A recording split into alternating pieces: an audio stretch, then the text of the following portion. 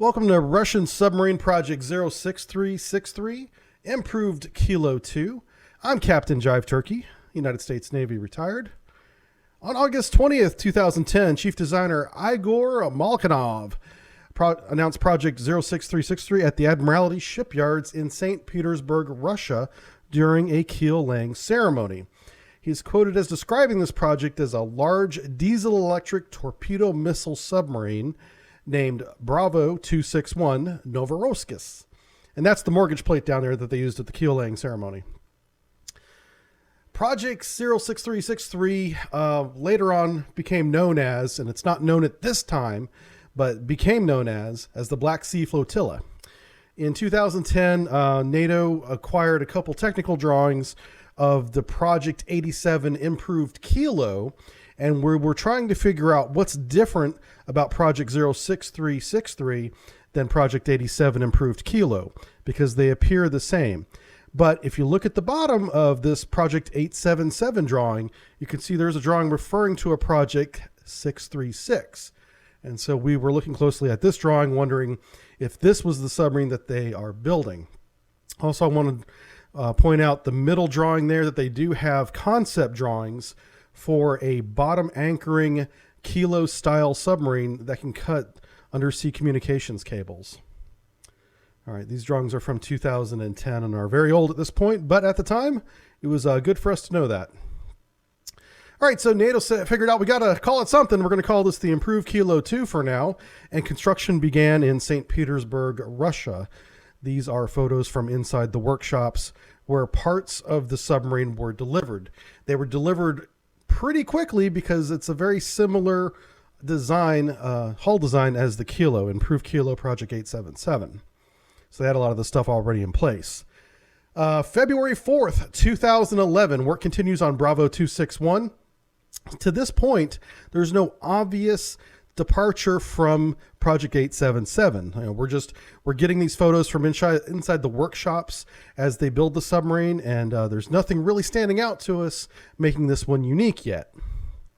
September 5th, 2011, a little bit later on in the year, Russian ministry visits the shipyard and announces that the shipyard, Admiralty Shipyards, will build 6 submarines for this project, and they'll be going all down to the Black Sea. So that's big news right there. Black Sea Fleet is being reinforced. So July 2012, hydraulic testing begins in Workshops 12 and Workshop 9, where they're building multiple hulls at the same time.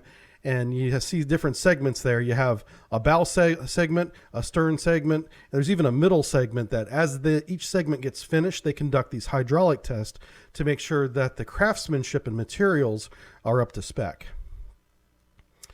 November 2013, the Novorossiysk is launched. And there's a picture of it getting ready to be wheeled out onto the floating dry dock there on the left. On the right, you see a great picture of the screw blade there. As it comes out, it is a skewed 7 blade, as expected. On the left, it's rolling across the railroad-style bridge onto the floating dry dock from the shipyard. And on the right, it is completely on the dry dock there. Then, from the shipyard, it is tugboated towards the pier where it will eventually be moored. The dry dock is slowly flooded, and the submarine is then floated inside the floating dry dock. There's a photo of the dry dock that is now submerged with the floating submarine inside the floating dry dock. And then she is simply tugged over to her pier side, where she begins testing in December 2013. April 2014, early in the next year, she begins degaussing and more pierside testing. Pierside testing will continue for almost a full year before she's able to go out to sea and complete her at-sea certifications. But we know whenever she gets to the degaussing phase, she's starting to get close. August 22nd, 2014, they have a big ceremony. She's officially joined into the Navy and flies the Russian Navy flag for the first time on August 22nd.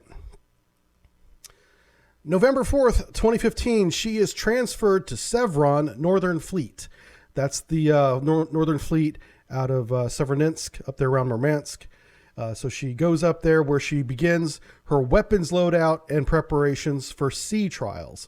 Now she has 6 53-centimeter torpedo tubes. The weapons load is just in preparation for at-sea testing. She'll be shooting all of her different weapons, which include sea mines, torpedoes, land attack missiles. She can hold up to 18 of the torpedoes and land attack missiles, and because the sea mines are a little bit smaller, she can hold up to 24 of those. Now, she can't load all those at the same time, but she can load any combination of those up to those numbers. Something I want to point out, the Russians have a very clever way of loading their torpedoes. Instead of ripping the top side apart and the inside of the boat to get the torpedoes down into the torpedo room like American submarines, they simply open up 2 of the 6 torpedo tubes. 2 of them are above the waterline, and they can load them in from the bow, backhauling them essentially into the torpedo room, where they are then indexed into the other torpedo stows or the other torpedo tubes for a total of 18 total stows for full-size weapons. Very clever design. All right, so what makes her different? We began to see her differences whenever she did these final preps for sea testing. Some of the equipment that they installed on the inside was the Llama EKM, which is the CIC, the command and control fire control system. It is the most advanced system Aurora has put out at that time. It can track multiple contacts. It can develop solutions for 6 contacts, and it can shoot 2 of those 6 contacts with wire-guided weapons. So it's a big step forward from previous CIC systems. She also has the Palladium remote ship control system, so she can drive the ship and control the weapons all right from the same station. The radar is Brick Group and Snoop Tray 2. Nothing new there. We've had those on the Kilo and improved Kilo before. Towed array antenna is the HFCV bands.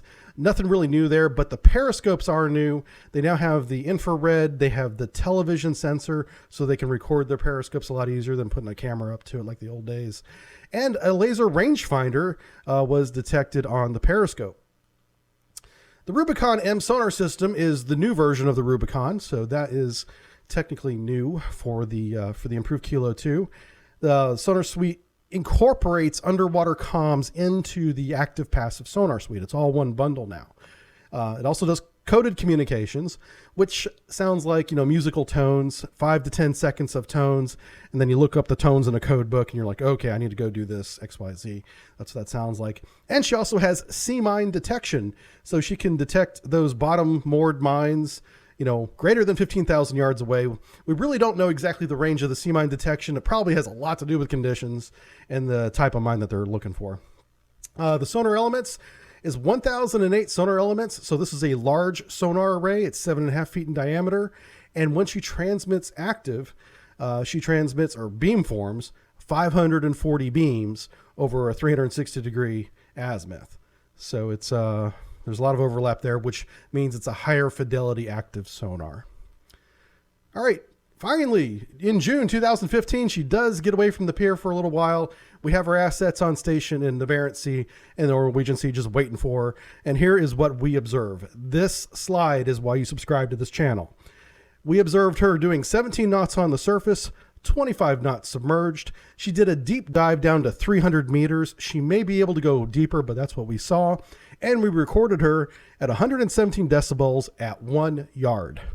How we got that measurement is none of your damn business. All right.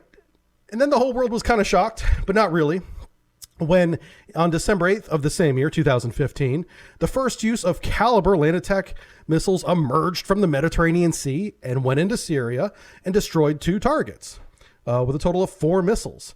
The hull number 2, not hull number 1, hull number 2, Bravo 237, was credited with launching the attack. And since then, the Black Sea Fleet, as of this recording, has received all 6 of its improved Kilo 2s, and the Pacific Fleet is going to get 6 of them as well. So there'll be 6 in the Black Sea, and there's going to be 6 more over on the Pacific side of things, and we'll see if they make any more of these. But this is the Russia's most capable version of the improved Kilo 2. There's lots of different versions, a lot of which are exported to other countries like Algeria, China, Vietnam, India, that get similarly capable kilos. But this project, 06363, is for Russia right now, and they're filling out their fleet with these kilos. All right, I'm Captain Jive Turkey. If you enjoyed this lecture, I would appreciate you subscribing and leaving a comment for me. Maybe even hitting that join button here on YouTube. I'd appreciate that as well. That's a $5 a month subscription that goes right to me, so I appreciate that. And I will see you guys in the next lecture. Have a good one.